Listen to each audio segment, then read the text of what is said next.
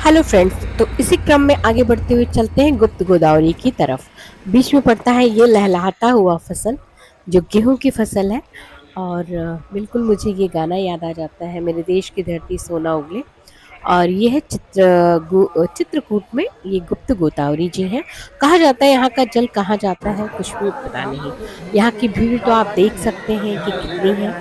और हम लोग इसी क्रम में आगे बढ़ते हैं और ये है प्रवेश द्वार प्रथम, जिसमें अंदर गुफा की तरफ बढ़ते हैं और हम लोग दर्शन पूजन परिक्रमा इत्यादि करते हैं इसके अंदर।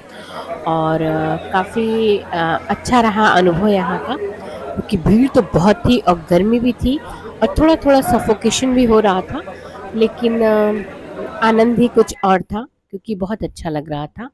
और जैसे पुराना सा याद आ रहा था, रामायण जब हम लोग देखते थे तो रामायण की जो कथाएं थी कुछ न कुछ उससे भी इसका मतलब याद आ रहा था। रामायण की कथाएं याद आ रही थी और पंडित जी ने भी गुप्त गोदावरी के बारे में बड़ी ही अच्छी कथा बताई, जो आगे आप सुन पाएंगे। पर्वत को तोड़ के गुप्त रूप में यहाँ प्रकट हुई थी। भगवान यहाँ स्नान किए थे और गोदावरी में भगवान को चरण धोने थे। जब भगवान प्रसन्न हुए तो भगवान से विजय याचना गोदावरी ने किया कि हे प्रभु, मेरा भेद न खोलने पाए, मैं जैसे आई गुप्त चले गई।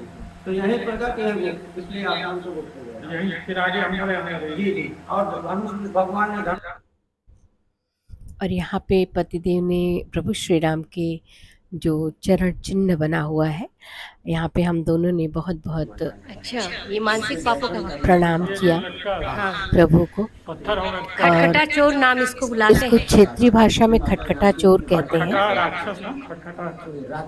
हालांकि मयंक राक्षस नाम था। मयंक नाम का राक्षस जो कि खटखटा चोर, लोगों ने इसे खटखटा चोर कहा और कहते हैं कि ये मानसिक पापों का हरण करता है।